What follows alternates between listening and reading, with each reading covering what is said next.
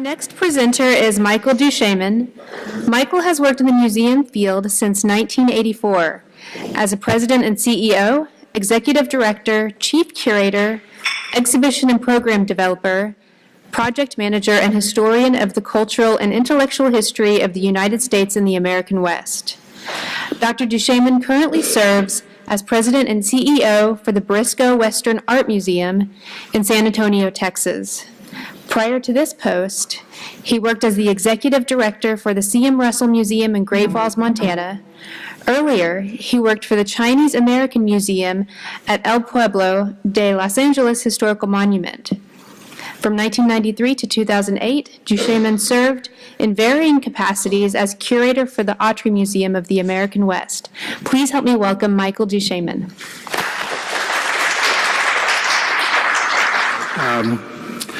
So just as a short aside, my PowerPoint presentation seems to have been hacked by the Russians because all of the text that was included in it came back with a Cyrillic alphabet in it, and I could not change it. So I have minimized my slides for today, and I've got some images to show you, but I'll have to figure that out later. So this presentation explores the ways in which Nancy Cooper Russell worked with friends and neighbors to memorialize her husband, Charles Marion Russell, after he passed away on October 24th, 1926. This is a photograph of Nancy in Charlie's studio in 1908, dressed in her power suit, and what you would have been up against if you were negotiating with her to buy one of Charlie's paintings. During the years before his death, Charlie and Nancy discussed what would become of the world-renowned artist's log cabin studio.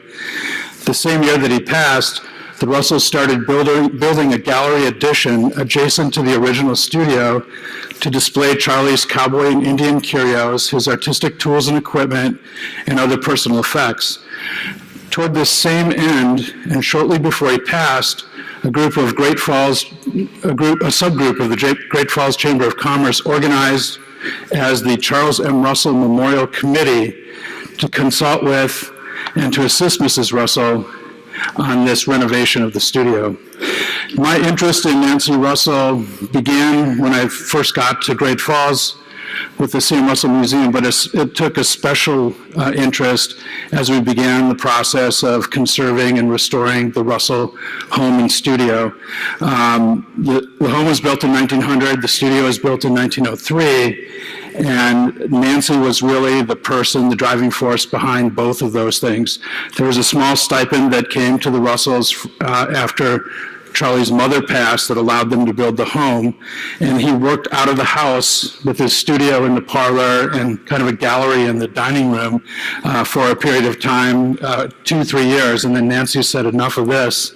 The turpentine and the paint smells and all of that, they began to build the studio. Charlie wasn't keen on the studio to begin with, but ultimately he embraced it. And these buildings still exist in situ where they were first created in Great Falls. The studio is in its exact location. The home sometime later was moved about 60 feet to the right, partly because of perhaps concerns about fire from the chimney from the studio. When you look at the original photos, they're only about 8 feet apart, and it's a very small alley in between, but more likely to make room for the expansion and the creation of the C.M. Russell Museum in the second of 3 expansions that the museum did over the years.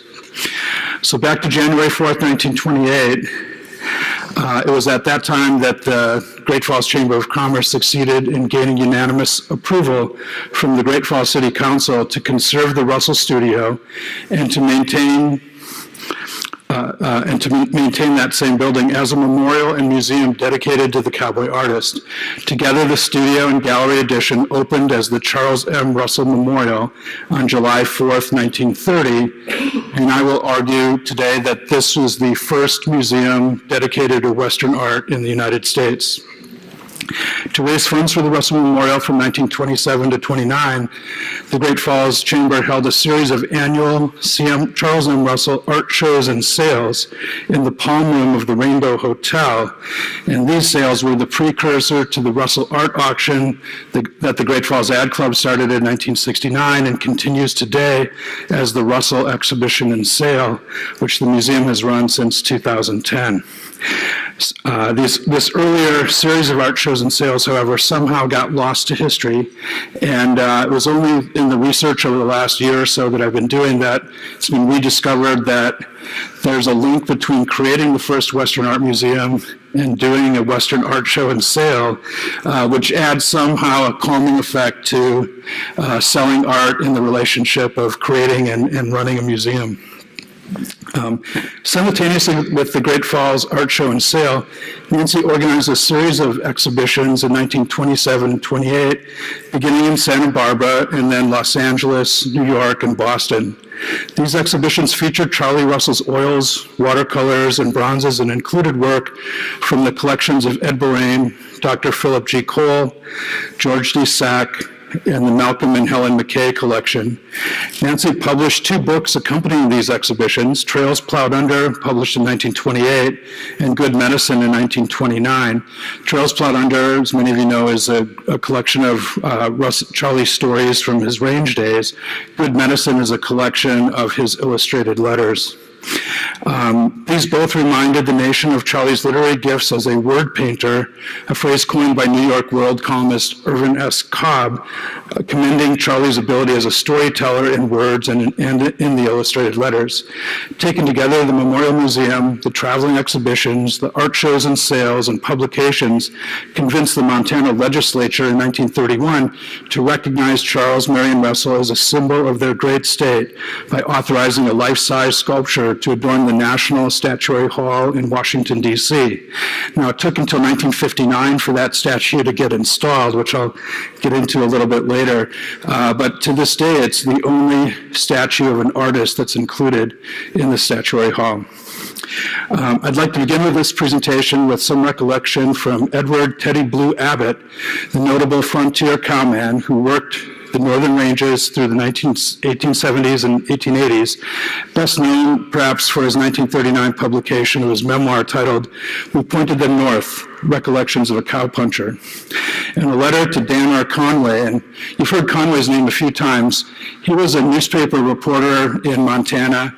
He worked for the Great Falls Chamber of Commerce.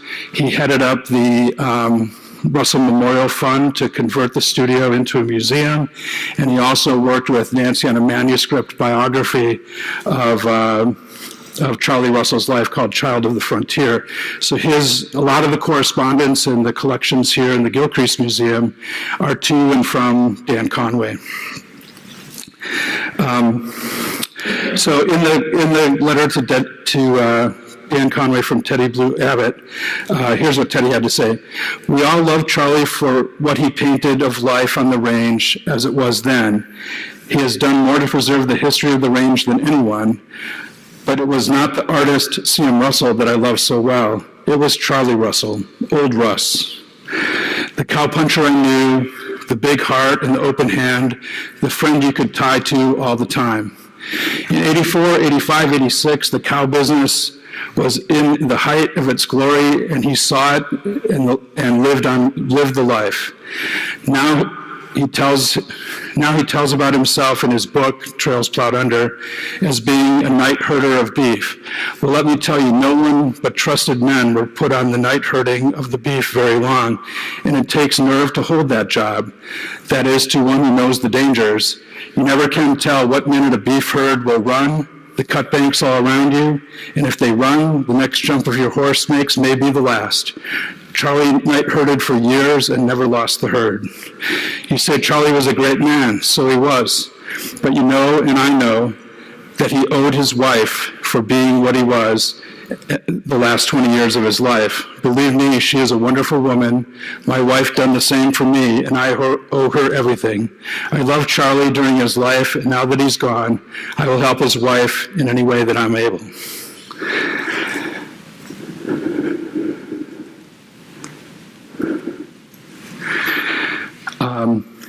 This same sentiment was acknowledged and expressed by most of Charlie's friends. This is the Russells with a group of them here. And by and large, they recognized that it was Nancy that made Charlie a great man, a man worthy of remembrance, an artist of the frontier experience in the American West at a time when the West was America, a character of national significance in the pantheon of American history. In an essay published in Charles M. Russell, a catalog raisonné titled Charles M. Russell, Icon of the Old West, Byron Price, who we heard from this morning, made the claim that upon his death on October 24th, 1926, Charlie Russell left behind a grieving widow and stepson, a host of loyal friends, and more than 4,000 works of art scattered among scores of pals, acquaintances, and collectors. Included in his body of work were more than 500 oil paintings, nearly 1,500 watercolors, and over 1,300 pen and ink and pencil drawings. A consequence, several hundred illustrated letters, and close to 500 sculpture models, only a fraction of which had been put into bronze. During the decades that followed, the vibrant work of this distinctive American artist attracted new generations of admirers and collectors. At the end of the 20th century, his paintings and sculptures decorated not only saloons and brothels of his youth, but also the White House diplomatic rooms of the U.S. State Department.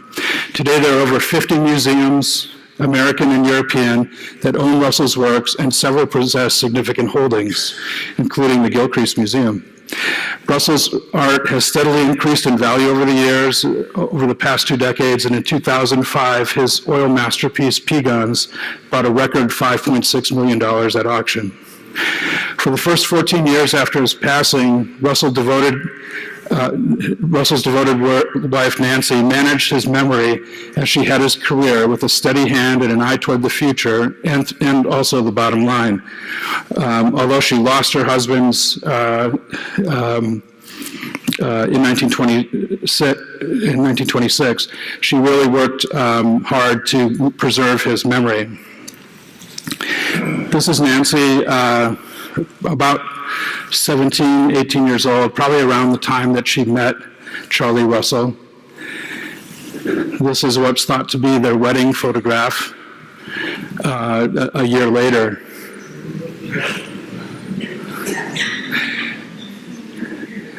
And this is Charlie in front of the studio, which would become the Russell Memorial Museum.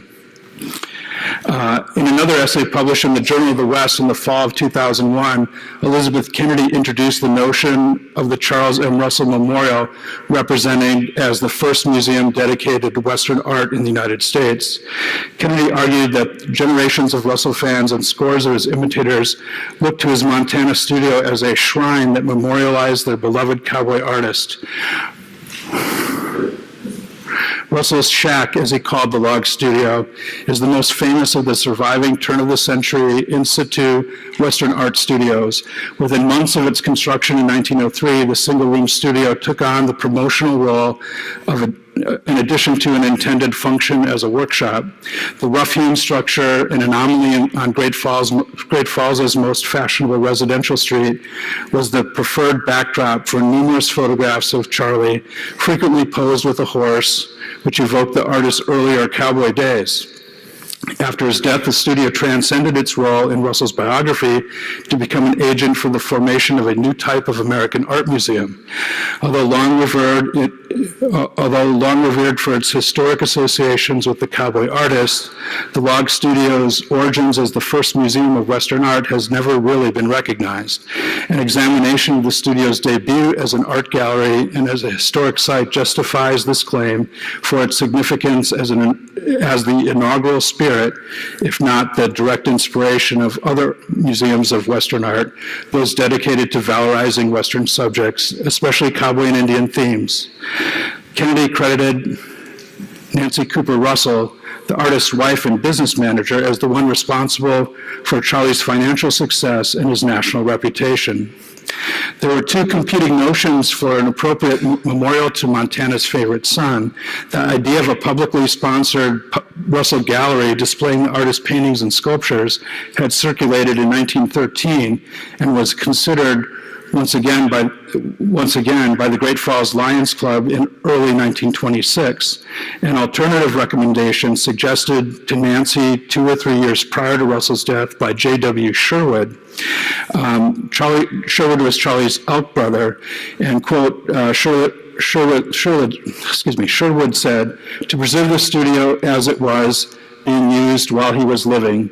And that idea gained support after the artist died. A pragmatic businessman, Sherwood envisioned only a historical museum dedicated to the local hero, foreseeing an art gallery as too expensive and therefore unlikely to be accomplished. The conflicting ideas of a historical shrine or an art gallery were not agreed upon within the community, and no understanding was reached with Nancy regarding the studio. She resolved to maintain control over her husband's artistic reputation through this emblem of the studio that she helped create. This is Nancy about the time that Charlie passed in 1925. Just weeks before Charlie's death in October 1926, Nancy simultaneously initiated 2 construction projects that incorporated art galleries. In Pasadena, where the couple had been wintering since 1920, she began building an adobe-style residence wherein the living room would serve as an art gallery. This was called Trails End. The popularity of Charlie's art in Southern California encouraged Nancy to establish a sales gallery in her new home, thereby eliminating the commission she had to pay to commercial galleries. Back in Great Falls, she secured a building permit in September 1926 for the separate 1,000 square foot single-room log addition to Charlie's original studio. The permit called it a studio, but Nancy characterized it as a gallery when she wrote about it, and quote, "We had the addition built on the studio this year for a gallery. The studio is to be made into a memorial for Charlie." This is her house, Trails End, that was built in Pasadena, California. When Nancy Russell agreed to donate the lot where the studio and the gallery addition were located, if the city agreed to purchase the adjacent adjacent 3 lots for $20,000, the Russell Memorial Committee of the Great Falls Chamber of Commerce took on the challenge of raising the funds needed to consummate that deal. To help raise the funds and promote the project, the Russell Memorial Committee hosted a series of art exhibitions in the Palm Room of the Rainbow Hotel from 1927 to 1929. To kick things off in March 31st, 1927, the Chamber contracted with Will Rogers, the great American humorist, to serve as master of ceremonies for the Russell Memorial Art Show and Sale. Because of the friendship that existed between Rogers and the late Charlie Russell, the Russell Memorial Committee was determined to make the celebration one that Rogers would long remember. In a parade down Central Avenue, the municipal band dressed in cowboy costumes to escort Rogers riding in an old stagecoach. Motion pictures of the parade and close-ups of Rogers were taken for Pathé News. Will Rogers gave salutatory remarks about Great Falls' first exhibit of Montana art before his lecture at the Grand Theater. Rogers's remarks were more significant for this particular occasion because he had a sincere and close-knitted friendship with Charlie Russell. Paintings and models valued at nearly $200,000 and representing the work of about 50 Montana artists and sculptors constituted the first annual art exhibit sponsored by the Great Falls Chamber of Commerce. Designed as a memorial to the late Charlie Russell and as a means of encouraging lesser-known artists to develop their talents, the art exhibit idea met with the immediate response following the first announcement of the plan, and all estimates of the committee in charge as to the number of entries which might be obtained were broken long before the final day of submissions of entrance blanks. The work of Charlie Russell, which included oil and watercolor paintings and models, while exceeding that of all other artists represented in numbers, did not dominate the exhibit, as the paintings were widely separated and intermingled with those of other Montana artists. More than 50 Russell paintings and models were entered, including the Sid Willis and Schotzlin collections. Russell was the subject of a number of other paintings that were displayed were paintings of Charlie Russell. O.C. Seltzer, another quite well-known Great Falls artist, was Charlie Russell's nearest rival as far as numbers were concerned. The records compiled showed 24 Seltzer paintings entered. An admission charge of 25 cents for adults and 10 cents for children were made. The proceeds in excess of the actual expenditures went toward the creation of the Russell Memorial Fund. A special season ticket selling for $1 was good for admission at any time during the run of the show. The first meeting of Will Rogers and Charlie Russell took place in New York City. That was a long time ago, Rogers said. He was there to sell some of his paintings, and I was trying to peddle some jokes. The longer we knew each other, the better we seemed to hit it off. In 1926, Rogers wrote the introduction for the biography of Russell, one of the best pieces he ever wrote, to hear him tell it. The humorist spent a long time alone visiting the Russell studio on 4th Avenue. He also saw the Margaret Trigg collection on display in the Russell home, and afterwards spoke of his surprise of Russell's versatility. Rogers said, Russell's modeling shows that his art was not confined to things of the Old West. After his visit to the studio, he also thought some of the models were amazingly expressive, and I'm surprised at the variety of subjects that he dealt with. Pathé News, and I wish we could find this footage, made a motion picture of Rogers' visit to the Russell studio. John McCulhay of Great Falls Photo View Company served as the cameraman. Rogers directed the brief action put into the picture and posed for a close-up in front of the studio entrance. The film showed Rogers walking up to the studio, where he paused for a moment before opening the door. He went inside for a moment, came back out, removed his hat, and stood before the door, and with a look of reverence viewed the old log building where Charlie Russell's genius had found expression.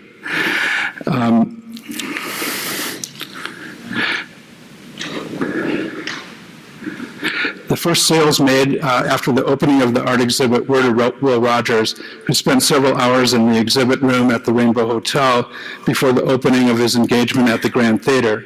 Mr. Rogers purchased an oil by the late Charlie Russell called Breaking the Mill, exhibited by Margaret Trigg. One of Russell's earlier works, Russell paid $550 for the picture, approximately 30 by 36 inches in size. It showed a stampeding herd of cattle with cowboys riding desperately, trying to check them. Rogers also purchased 4 additional Russell works from the Sid Willis collection, 3 watercolors and 1 oil, which was the humorist had bought as a gift for his 14-year-old daughter. He paid $700 for this oil called Moving Camp, painted in 1894, $800 for Wild Horse Hunters, produced in 1905, $500 for Indians in Camp, dated in 1896, and $500 for A Quiet Day in Chinook, painted in 1895. He also purchased for $50 a model of a saddle horse from C.K. Beale of Great Falls, giving Beale an additional order for $500 worth of modeling, and he contributed the first $500 to the Charlie Russell Memorial. All totaled, Rogers spent $4,900 at the first Russell Memorial Art Exhibition. Aside from the artistic attainments evidenced in the more than 200 exhibits, the significant thing to visitors in Great Falls, the city where Russell, the Cowboy Artist, had established his home years ago, was that Great Falls, Montana was becoming the art center of the Northwest. The Great Falls Chamber of Commerce had as its motive of instilling an appropriation of this notion in the minds of the people of Montana, especially those living in Great Falls, and the further purpose of inciting a substantial popular interest in Western art so that those born with talent for the art may continue to express in tangible and permanent form the inspiration born of the scenic wonderland permeated with stories of Native Americans, frontier adventurers, and pioneer settlers. Contrasting characteristics among painters were emphatically arrayed in the exposition hall. Realism in the portraits of Native Americans and in frontier life stood sharply with the comparisons of the chromatic depth of many of the landscapes. So with these creation of the studio as a memorial, the creation of the art exhibition and sale around it, and the continuation of that sale and the existence of the studio through these years, these were some of the elements that Nancy Russell was putting in place after Charlie's death to be sure that we would remember him, all the way up to the present, and that he would remain the notable artist of the West that he is today. These shows went on for 2 more years after that. During that time, through various means, they managed to raise approximately $60,000 for the project. This is, oh good, you can read it. This is the telegram that was sent to Nancy Russell December 24th, 1927, when they were fairly certain that enough funds had been raised to go forward with the project. I'll give you a minute just to take a look at that.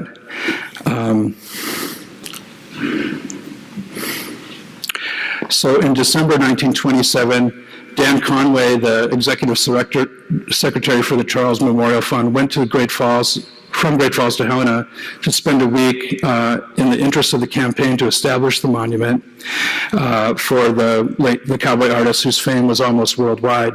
Not only from every part of the United States, but from Canada came contributions sent by Charlie Russell's friends. Conway called Charlie Russell's Montana's greatest historian after viewing the great mural adorning the wall behind the speaker's chair that Jody just showed us. And Conway explained, quote, "The prosy page of history will remain a mere record, but it is the colorful story of the artist who feels that he can so illustrate that page that will convey to future generations true impressions of what the West was. If history is worth anything, it is to give correct impressions concerning times and people and things in detail as they were seen and known and lived by the people past and gone, and maybe even forgotten. It is then most fortunate that there have been artists who could paint what they saw and felt and do it well, that those living centuries hence may be made to feel as they felt, to see as they saw, and to learn as they learned. And Charlie Russell was one of these. The famous painting at Montana's Capitol is sufficient evidence of this. That is why Charlie's friends and admirers in every part of the country are joining in this great movement to establish upon this site of the Russell property in Great Falls a veritable shrine for others of the Old West, a fitting memorial to the West's great historian. Our campaign for the Russell Memorial is progressing favorably. The response from Charlie's friends and admirers in every part of the country and Canada is most gratifying. We have now pledged a total of more than $17,500, and success for this project seems assured. Our plan is to establish a simple memorial upon the 4 Russell lots in Great Falls, leaving the 2 little log cabins the central feature of the landscape, of a landscape background that would include cactus, sagebrush, boulders, pine trees, etc. The old studio is to contain Charlie's collection of curios and his personal effects, while the newer cabin will be converted into a gallery where his work will be displayed. The campaign is nationwide in scope. Our national chairman is Mr. Irving Cobb of New York City, and our Montana chairman is Governor J.E. Erickson. We hope to have the work of raising the funds completed by March 1st. No drive is being conducted. It is merely an appeal to Charlie's friends and those who appreciate his work. And this is, I think, Emily talked about this earlier in the description of the cabin, but I'm not sure that this isn't part of the display of what the cabin looked like when the museum opened. This is another image of the gallery edition room, and it showed a number of bronzes, a number of prints that were actually for sale to help offset the operating costs of the memorial. And then there were about 15 original works of oils and watercolors that were on loan from different friends of Nancy's. But that's what the studio looked like, or the gallery edition of the studio looked like when it first opened in July 4th, 1930. This is another image of the other wall in that same room. And this is the log cabin studio. This was a small little program that they sold with some writings from Charlie, a list of the works that were on this display in the studio in the gallery edition. And as I said, it opened on July 4th, 1930, and then from that time has grown from this small studio museum into a museum now that contains about 65,000 square feet and an entire city block with 2 or 3 expansions over the last few years.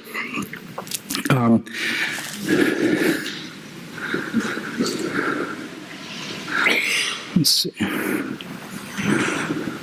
Oops, going the wrong way. So while this was happening in Great Falls, Nancy Russell was involved in a series of traveling exhibitions that really included works of art from friends of hers and works that she had herself. The first of those was held in Santa Barbara in 1927, and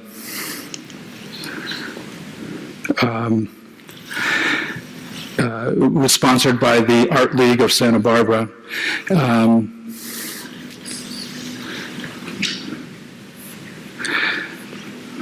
Excuse me just a second.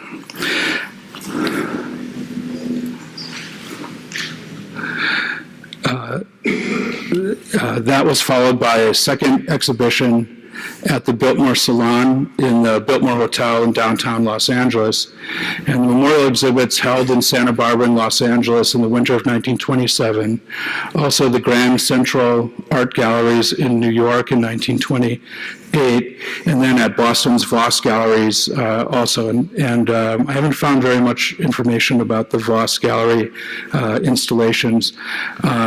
But these were the last such events that Nancy Russell held related to Charlie and exhibiting his work.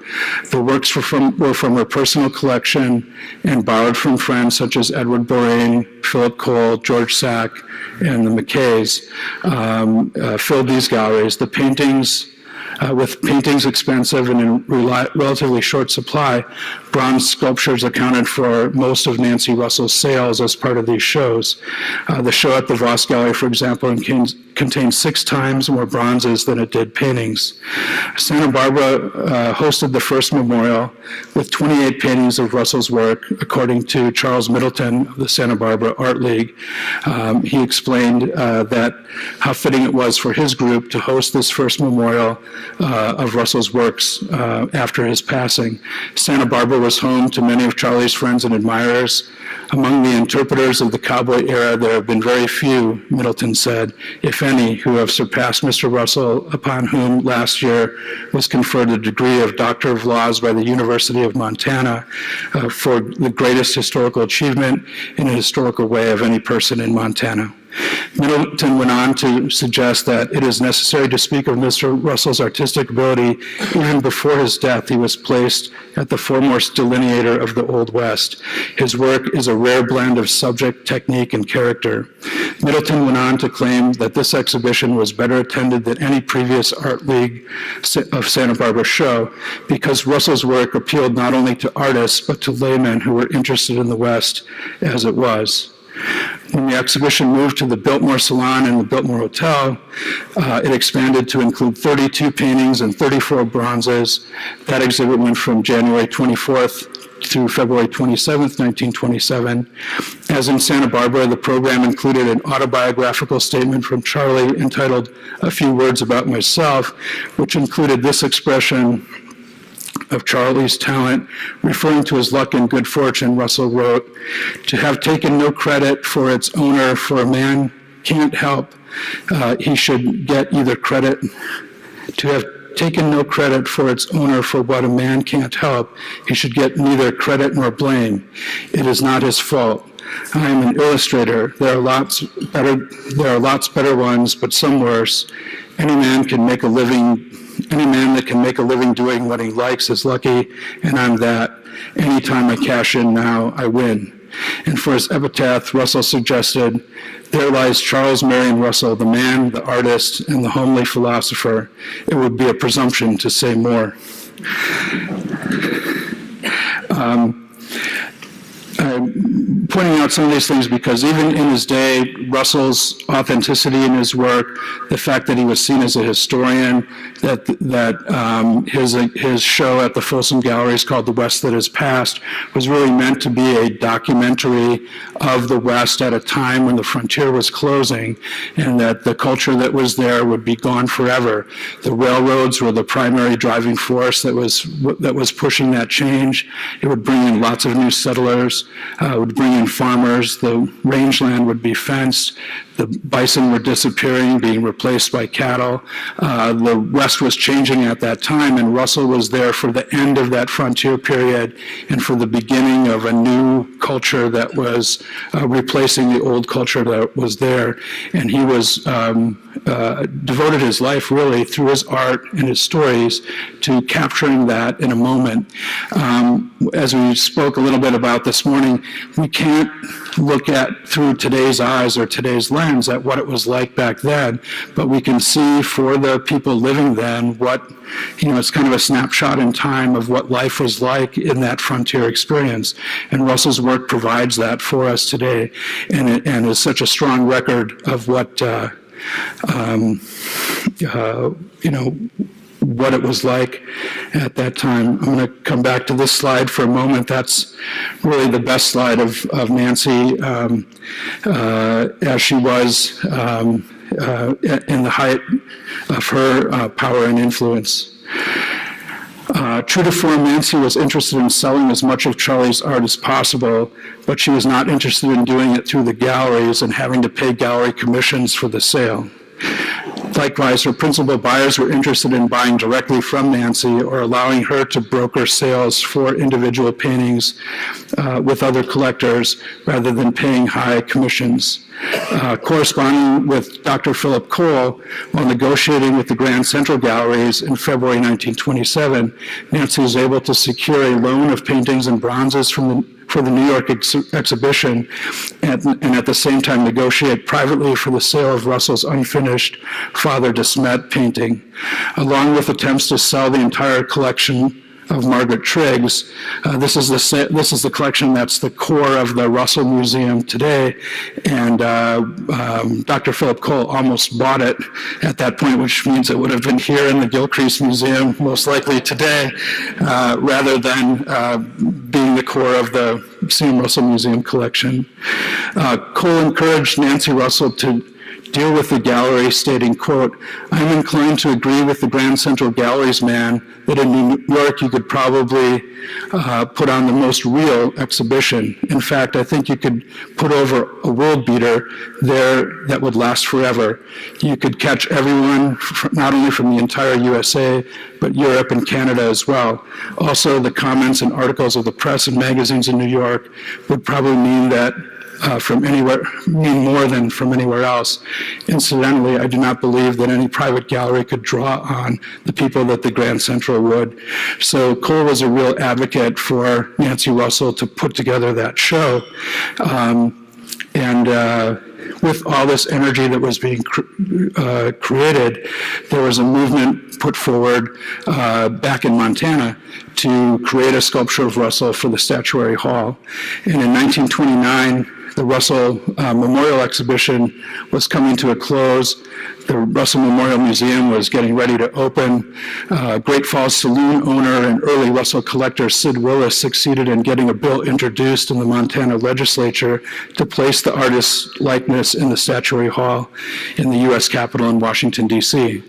Characterizing Charlie Russell as a historian without parallel, John Rich of Lewistown appeared before the joint recess session of the state legislature to plea for the measure presented to designate the famous Cowboy Artist as one of Montana's most distinguished citizens. Rich wrote, historian unparalleled, Charles Marion Russell did what no man ever attempted and none will ever create. A history such as he left is a heritage for the people of Montana. Charlie Russell loved his Montana as he found it, and he came here, and his dream of heaven was Montana of those times. And turning to a picture again on the front wall of the House of Representatives, looking at that big mural again, Mr. Rich acclaimed, "The greatest picture in the world from a historic standpoint. Here we have the opening epoch of Montana history, depicting the advent of the free trappers meeting the inhabitants of this great strait, while sovereignty of the land remained with the Native Americans." And one of the things on that mural, when you look at it, is that group of horses and riders is front and center. And Lewis and Clark are way off in the distance and the far side of the painting. The other neat thing about it is the wolf that's in the foreground is positioned to look directly down on the Speaker of the House, so that he's constantly a reminder that Charlie's watching from afar. And when you look at Russell's paintings of Native people, and one of the reasons why I think a lot of Native people respected Charlie is that they're always from the Indian perspective. That whenever there's a meeting, whenever there's a coming together, the story is being told from a Native American perspective, not from a white perspective in those relationships. And that's pretty consistent with all the Russell paintings that I've been able to examine. To help make the case for the Statuary Hall, as well as the Russell Memorial in Great Falls, Nancy was able to enlist support of the New York World columnist Irving Cobb, one of the best-known and highest-paid staff reporters in the United States. Cobb served as chairman of the National Fundraising Committee for the Russell Memorial, and he also wrote and advocated strongly for the National Monument. This is what Cobb wrote, quote, "Now that he is dead, the world is finding out that what some had found out while he was alive, namely that Charlie Russell was one of the creative craftsmen of his race and times, and certainly was one of the aptest delineators of the most dramatic and most picturesque, and also the most entirely vanished phases of Americanism that our country, since the Civil War, has produced. Suppose there should come up a man of his genius and his scope of power, a man with an eye like his to see and appraise, and hand like his to fix color and background upon a canvas with paints, or to build into an enduring bronze authentic figure of beast or man, which isn't probable because no state within a century is likely to produce two Charlie Russells. That man still would fall short, seeing that the scene has changed, that the Old West has become the New West, that the Range Riders, the Red Warriors, the Brutes, and the settings drawn by Charlie's brush and set into the molder's clay by Charlie's fingers either have gone altogether or will very soon be gone. If I were charged with the choosing of the two figures most aptly qualified to represent the state of Montana in our National Hall of Fame at our national capital, I would choose not some strutting political leader, nor captain of industry, some military commander. One of my choices would be the statue of those heroic pathfinders who hacked the future out of the Commonwealth, out of the ramping wilderness, i.e. Lewis and Clark. And for my other choice, it would be the homely shape of dear Charlie Russell, because in this honoring his memory, he would be honoring a son of yours that was the most original of any, most creative of any, most versatile of any, most typical of any, and I claim most lovable of any. And because you would be honoring that immortal part of you, which was and is the best part of you, and because you would be honoring yourselves, I would cast my vote for Charlie Russell, Montana's old master, because I tell you the mold out of which he came has, by the hand of the great potter, been broken, and we shall not soon look upon his likes again. This bill passed. Governor John Erickson subsequently appointed a committee to find a qualified artist to do the work. Over Nancy Russell's vigorous objections, the committee selected Great Falls sculptor Jesse Lincoln Mitchell for the commission. Nancy tried to manipulate the decision behind the scenes, working on a number of different connections there. while she managed to stymie the selection of the artist, and then as we're into 1931 now, as that time went by, the whole project got stalled. In 1956, there was a movement set out in Montana to really shame people into going forward and actually getting the sculpture done. And it was finally completed in 1959 by a sculptor from Butte, Montana, long after Nancy Russell had passed away. It was John B. Weaver from Butte that was the sculptor that was finally chosen. But through these acts and over a long period of time in the years after Charlie died, Nancy Russell, as she did while Charlie was living, went through a whole series of efforts through exhibitions, through the creation of the Memorial Museum, through the statue in Washington, D.C., through the publications to really keep Charlie's image alive. And she succeeded in doing that. She created enough energy and momentum that we're sitting here today with the Russell Symposium. And for those reasons, both during her lifetime and after Charlie's passing, first, Nancy really deserves to have a much higher profile in the history and our acknowledgement of Charlie Russell as a great artist. I think she deserves, and hopefully someone will come along and do justice to a biography of Nancy Russell. There's a lot of material that's available. The collection here at the Gilcrease Museum is extraordinary with the correspondence that's there and the insight that you get into her as the wife of Charlie, as a businesswoman ahead of her time. And so with that, in closing, I'd just like to thank you for the opportunity to present today, to encourage you to think about Nancy when you think about Charlie. And I know that Gus and Paul will have a little bit more to say about her as we get into the next presentation. So thank you very much.